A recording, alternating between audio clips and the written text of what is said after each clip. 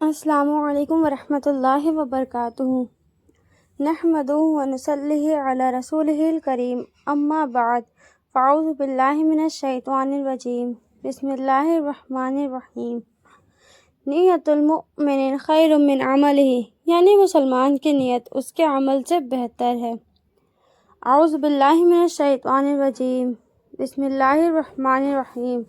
رب اشرح لی صدری ویسر لی امری واحلل عقدۃ من لسانی یفقہوا قولی۔ گائز،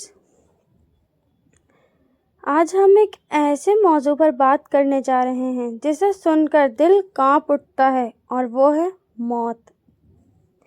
آج ہم سب زندہ ہیں، پلان بنا رہے ہیں، سپنے دیکھ رہے ہیں، لیکن ایک سچ ہے، ایک دن ہمیں مرنا ہے۔ نہ کوئی ڈاکٹر روک سکتا ہے، نہ کوئی پیسہ بچا سکتا ہے۔ قرآن میں اللہ تعالیٰ فرماتا ہے، اعوذ باللہ من الشیطان الرجیم، ان کل نفس ذائقۃ الموت، یعنی بے شک ہر جان کو موت کا مزہ چکھنا ہے، اور یہ حقیقت ہے۔ ذرا اپنے دل سے پوچھو، اگر آج آپ کی زندگی کا لاسٹ دن ہو تو کیا آپ ریڈی ہیں؟ کیا ہم نے اپنی نماز ٹھیک کی؟ کیا ہم نے گناہوں سے توبہ کی؟ کیا ہم نے کسی کا دل دکھایا تو اس سے معافی طلب کی؟ جب انسان کو قبر میں اتارا جاتا ہے، سب لوگ چلے جاتے ہیں اور بندہ اکیلا رہ جاتا ہے۔ نہ دوست، نہ فیملی، نہ پیسہ، صرف اس کے اعمال اس کے ساتھ ہوتے ہیں۔ حدیث کا مفہوم ہے، قبر یا تو جنت کے باغوں میں سے ایک باغ ہے یا جہنم کے گڈھوں میں سے ایک گڈھا ہے۔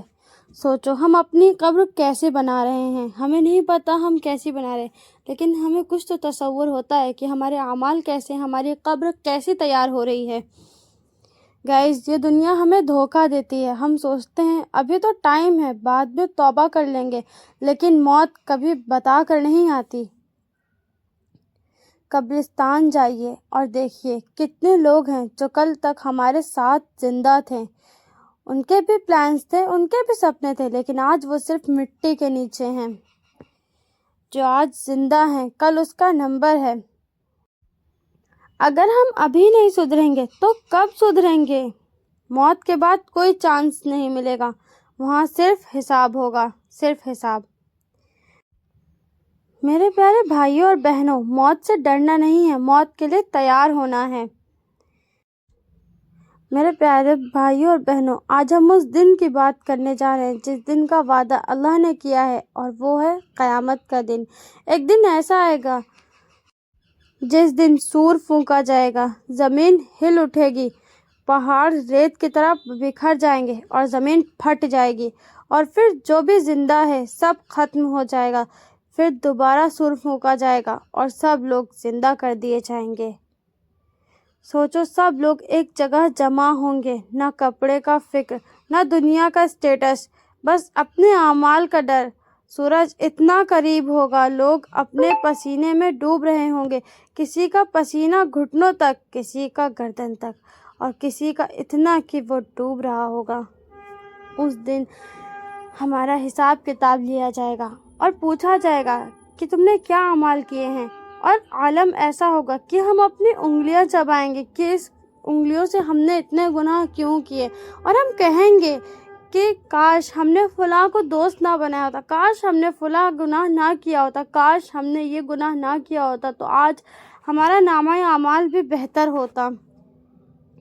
اس دن ہر چھوٹی سے چھوٹی چیز کا حساب ہوگا، آپ کے ہر لفظ کا حساب ہوگا، آپ کے ہر اعمال کا بھی حساب ہوگا۔ قرآن کا مفہوم ہے، ذرہ برابر بھی نیک اعمال ہوگا تو دکھا دیا جائے گا، اگر اس میں ذرہ برابر بھی کم ہوگا تو ہم جہنم میں جائیں گے، ذرہ برابر بھی اگر زیادہ ہوگا تو الحمدللہ ہم لوگ جنت میں جائیں گے۔ میزان، آپ کے اعمال تولے جائیں گے۔ میزان اسے کہتے ہیں جو جب قیامت کے دن ہمارے نامہ اعمال اس میں تولے جائیں گے، اسے ہی میزان کہتے ہیں۔ نیکیاں بھاری ہوئی تو کامیابی، گناہ بھاری ہوئے تو نقصان۔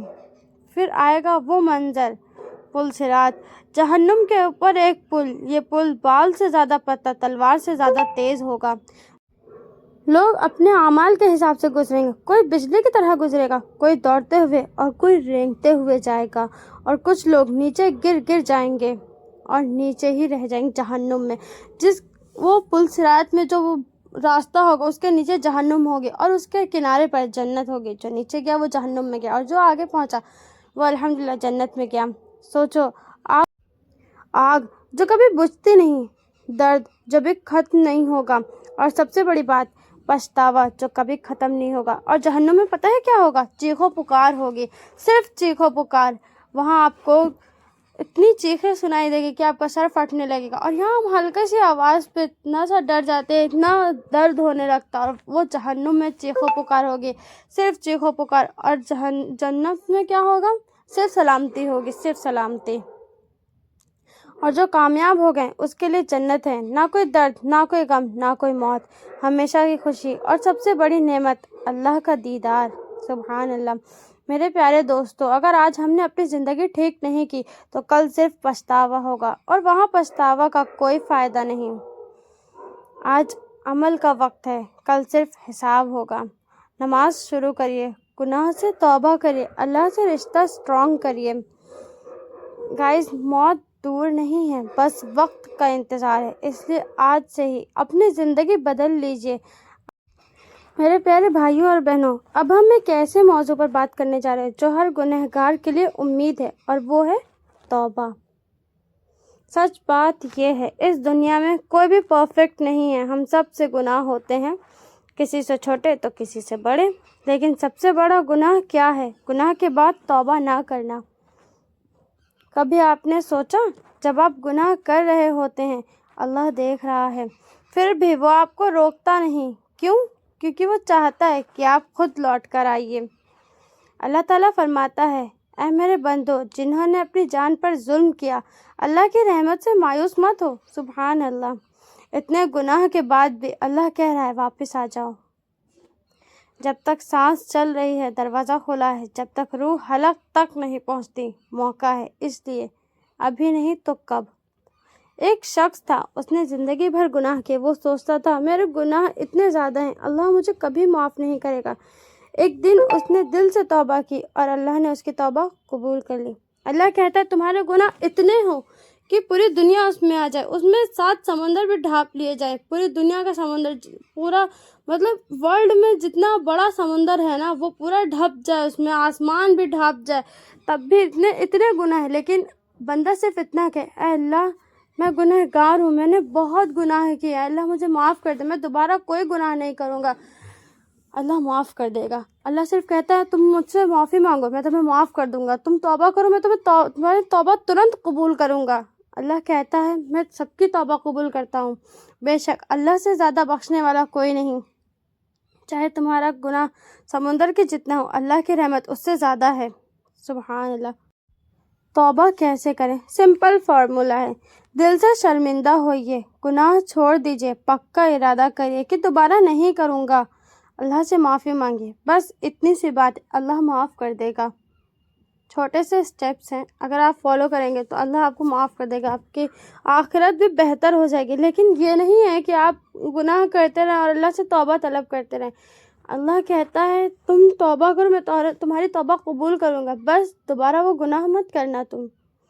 میرے پیارے دوستو، اللہ آپ کو سزا دینا نہیں چاہتا، وہ آپ کو معاف کرنا چاہتا ہے، بس آپ ایک قدم بڑھائیے، اللہ 10 قدم آگے آئے گا۔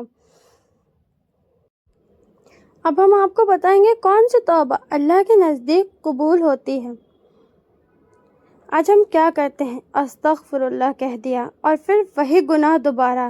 یہ توبہ نہیں ہے، یہ صرف الفاظ ہیں۔ توبہ دل سے ہوتی ہے، الفاظوں سے نہیں۔ توبہ کا مطلب ہے دل ٹوٹ جائے اپنے گناہ پر، آنکھوں میں آنسو آ جائیں اور دل کہے یا اللہ اب نہیں، یا اللہ معاف کر دے، اب نہیں کروں گا، اے اللہ میں گنہگار ہوں، یا اللہ معاف کر دے۔ بس ایک آنسو اور دوبارہ نہ کرنا، اللہ معاف کر دیتا ہے۔ اللہ کو یہ پسند نہیں کہ آپ پرفیکٹ ہو، اللہ کو یہ پسند ہے کہ آپ واپس آئے ہو نا،